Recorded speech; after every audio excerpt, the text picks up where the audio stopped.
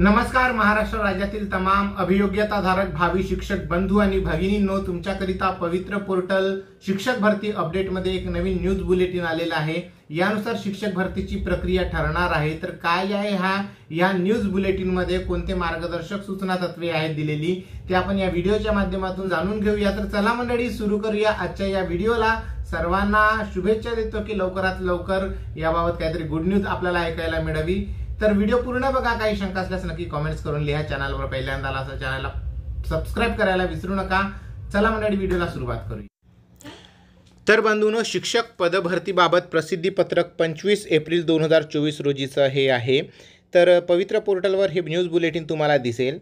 तर जाहीर करण्यात आलेल्या निवड यादीतील अभियोग्यताधारकांना यथाशीघ्र नियुक्ती आदेश देण्याच्या संदर्भात माननीय केंद्रीय निवडणूक आयोग यांनी प्रत्यक्ष मतदान झाल्याच्या ठिकाणातील नियुक्तीबाबत कार्यवाही करण्यास दिलेली परवानगी विचारात घेता माननीय सचिव ग्रामविकास विभाग यांना विनंती करण्यात आली असून त्याप्रमाणे सर्व संबंधित मुख्य कार्यकारी अधिकारी जिल्हा परिषद यांना यांच्याकडून निर्देश दिले जात आहेत। याचाच अर्थ मित्र हो, जे मागे निवडणूक आयोगाने पदभरती न थांबवण्यासाठी परवानगी जी दिलेली होती त्या परवानगीचं काय झालं तर शिक्षण आयुक्तामार्फत सगळ्या जिल्हा परिषदांना आणि जिल्हा परिषद शिक्षणाधिकाऱ्यांना पत्र गेलेलं आहे की तुम्ही आपापल्या जिल्ह्यातील लोकसभेची निवडणूक पार पडल्याबरोबर आपण पदभरती सुरू करू शकता, म्हणजे नियुक्ती आदेश देऊ शकता, असं हे याचा अर्थ होत आहे।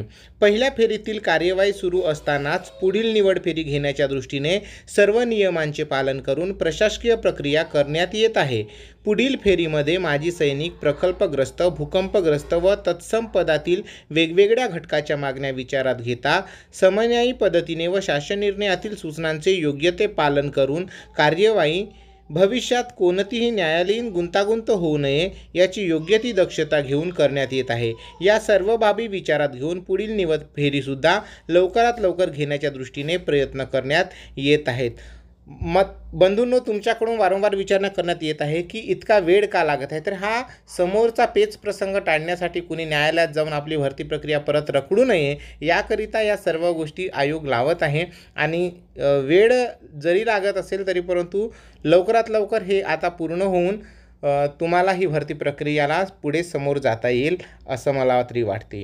त्यानंतरचा मुद्दा आहे सन 2017 मधील भरतीमधील दिनांक 29/11/2023 रोजी प्रसिद्ध झालेल्या यादीबाबत न्यायालयीन प्रकरणामधील स्थगनादेश उठावण्याच्या दृष्टीने सिव्हिल ॲप्लिकेशन दाखल करण्यासंदर्भात शासकीय अभियोग्यता यांना विनंती करण्यात आली असून त्याबाबतची न्यायालयीन प्रक्रिया पार पाडण्यात येत आहेत। तर बंधूंनो, 2017 सालचा जो प्रश्न होता त्यावर सुद्धा न्यायालयाने प्रक्रिया पार पाडण्यात येत आहे आणि लवकरच त्याचा निकालसुद्धा आपल्याला पाहायला मिळेल अशी आशा ठेवू शकतो।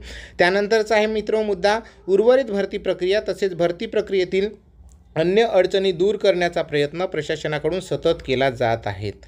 अर्थातच तो तर केलाच पाहिजे, कारण यामुळेच आपली भरती प्रक्रिया ही व्यवस्थित पार पडू शकेल।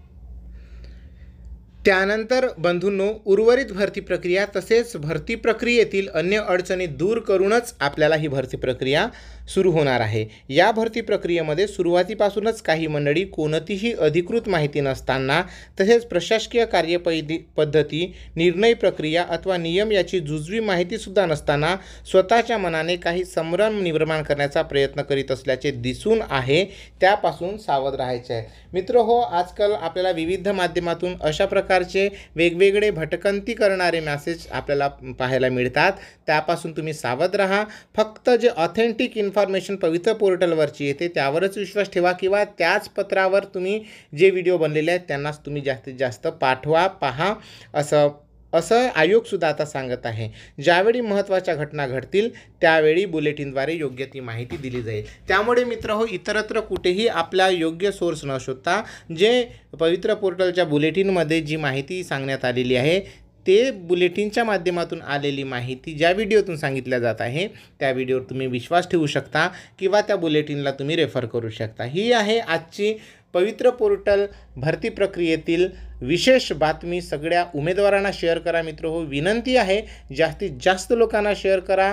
आज 11,085 लोकांचे आदेश प्राप्त व्हायचे आहेत. तर इतक्या लोकांना तरी किमान हे सर्क्युलेट करा, जेणेकरून सगळ्यांना याबाबतची माहिती होईल. आणि व्हिडिओ आवडला असेल तर पटकन लाईक करा. चॅनलवर पहिल्यांदा आला असेल तर प्लीज सबस्क्राईब करून बेल बटन दाबायला विसरू नका. धन्यवाद. परत भेटूया अशाच एका सुंदरशा माहितीसोबत. तोपर्यंत जय हिंद, वंदे मातरम, जय महाराष्ट्र, जय शिवराय.